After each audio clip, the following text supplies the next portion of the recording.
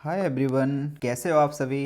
Exam के प्रति जोश कैसा है? क्या आप तैयार हो दिसंबर 2025 के लिए? यस या नो? तो आज की हमारी क्लास का टॉपिक है सार्क, जिसका पूरा नाम है south Asian associations for regional cooperation. इस टॉपिक को हम इस फ्लो चार्ट की मदद से, डायग्राम की मदद से कंप्लीट करेंगे ताकि हमें ये टॉपिक अंडरस्टैंडिंग के लिए आसान हो जाए। और मेरा जैसे हर एक वीडियो में रहता है, सेम वैसे ही इसमें भी हम उतना ही पढ़ाएंगे जितना कि पीवाईक्यू में पूछा गया है या फिर पीवाईक्यू के पैटर्न्स के बेसिस पे फ्यूचर में पूछा जाएगा। राइट, तो चलिए हम इसको फ्लो चार्ट की मदद से समझते हैं। ऐसा नहीं है कि इस वीडियो में बाकी डिटेल नहीं होंगी या इस पीडीएफ में बाकी डिटेल नहीं है, वो भी वहाँ की डिटेल्स दी गई हैं, लेकिन वो एग्जाम के पॉइंट ऑफ व्यू थोड़ा सा कम इम्पोर्टेंस है। एक दो फैक्ट हो सकते हैं इम्पोर्टेंस, तो उनको भी मैंने नोट डाउन कर दिया यहाँ पे, क्योंकि कुछ लोग होते हैं जिन्हें कंटेंट ज़्यादा चाहिए होता है, तो उनके लिए भी कंटेंट्स ज़्यादा है यहाँ पे। ठीक, तो चलिए अब हम इसको फ्लो चार्ट की मदद से समझने का प्रयास करते हैं। सार्क, इसका गठन कब होता है? 8 दिसंबर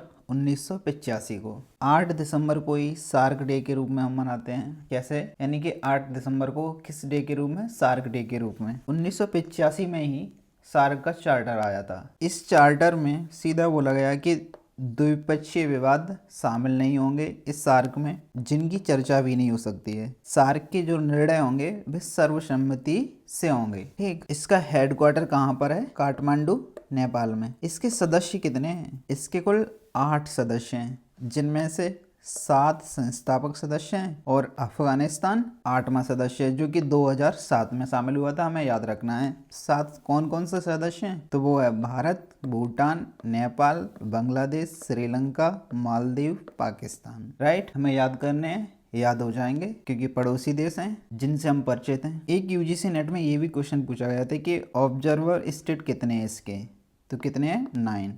उनमें से आप एक बार इन्हें देख लीजिए बेसिक अंडरस्टैंडिंग के लिए, लेकिन एग्जाम में ये नहीं पूछेंगे कौन कौन से 9 स्टेट हैं। कुछ बेसिक फैक्ट, जैसे सार्क सेक्रेटरी जनरल्स पहले कौन थे? तो वो कौन थे? अबुल हसन। ऐसे ही वर्तमान में कौन है? मोहम्मद गोलम सरवा। कुछ प्रोनाउंसिएशन आप देख लीजिए। लास्ट सबमिट इसकी सार्क की 2014 में हुई थी, 18वीं। इसके बाद अभी तक कोई सबमिट नहीं हुई है हेड ऑफ द स्टेट की। इस फ्लो चार्ट से ये सार्क टॉपिक समझ में आया ना? जैसे हम यूजीसी नेट एग्जाम में देखें या कोई भी एग्जाम आता है तो उसमें इस डायग्राम से कवर हो जाएगा। सामान्यतः क्वेश्चन ऐसे पूछे जाते हैं कि कुछ ऑर्गेनाइजेशंस हैं, उनको आप क्रोनोलॉजिकली सीक्वेंस करिए। तो बाकी जैसे आप सार्क हुआ, बिम्स्टेक हुआ, एससीओ हुआ, तो इनको आप सीक्वेंस में लगा सकते हो। एक तो ये क्वेश्चन हो गया, तो उनके लिए हमें गठन ईयर से याद पता होना चाहिए हर एक की। उन्हें भी हम इस पीडीएफ की डिटेल में देख लेंगे। तो चलिए कुछ बेसिक फैक्ट की बात करते हैं। सामान्यतः इसके उद्देश्य क्या होंगे, एक बार आप देख लो खुद से। सार्क की अध्यक्षता का कॉन्सेप्ट क्या है, ये देखो आप। सार्क की अध्यक्षता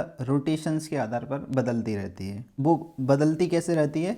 तो वो अल्फ़ाबेटिकल ऑर्डर के आधार पर, यानी कि ए से लेके जेड तक चलती रहती है। यानी एग्जांपल आप देख सकते हो, जैसे अफगानिस्तान है, बांग्लादेश है, भूटान है, इंडिया है, तो इस प्रकार ये चलती रहती है और दोबारा ये क्रम चलता रहता है, एक साइकिल चलती रहती है। देखो एक प्रश्न इनसे भी पूछा जा सकता है, कैसे कि फर्स्ट सेक्रेटरी जनरल्स कौन थे, प्रेजेंट में कौन है। या एक बार यूजीसी नेट में ये भी प्रश्न पूछा गया था कि आपको 4 सेक्रेटरी जनरल दे दिए गए थे, उनको ईयर के अनुसार सीक्वेंस करिए। ऐसे प्रश्नों के प्रति मेरा पर्सनल ओपिनियन रहेगा कि आप इन्हें स्किप करो, क्योंकि एग्जाम में ये याद नहीं रहते हैं।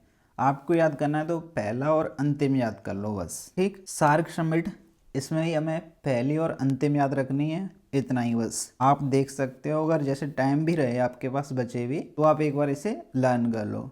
देखो एग्जाम में ना 2 तरह के लोग होते हैं, कुछ ऐसे कि जिनके पास टाइम कम है, और कुछ ऐसे जैसे जिनके पास टाइम अधिक है, यानी कि उन्हें आज नहीं एग्जाम कब देना है, 2026 में। कुछ ऐसे हैं जिन्हें दिसंबर 2025 में देना है एग्जाम। तो दोनों के लिए बेसिक डिफरेंस ये रहेगा कि जिनके पास टाइम कम है तो कम फैक्ट पढ़कर ज़्यादा से ज़्यादा एग्जाम में स्कोर करें, और जिनके पास टाइम ज़्यादा है तो ऑब्वियसली अभी से कुछ फैक्टरों को देख लो आप। ठीक, देखो कुछ हम एक्स्ट्रा फैक्ट की बात कर रहे हैं। जैसे 19वीं सार्क समिट होनी थी, जो कि स्थगित कर दी, तो अंतिम अभी कौन सी है? 18वीं। कब तक? 2014 में। हमने ये किस में देखा था? अभी फैक्ट देखा था। देखो एग्जाम में ये डिकेड से क्वेश्चन आया है, इन डिकेड्स को आप एक बार देख लो। एक सार्क द्वारा कुछ ईयर्स घोषित की गई हैं, यानी इनसे एग्जाम में क्वेश्चन हमें दिखाई देता है। सामान्यतः क्वेश्चन ऐसा पूछा गया था यूजीसी नेट में कि कुछ ईयर्स हैं आपको और उनको मैच करिए, ऐसे करके आपको 4 ऑप्शन दिए थे। तो ये भी प्रश्न यहाँ से बन सकता है। सेम वैसे ही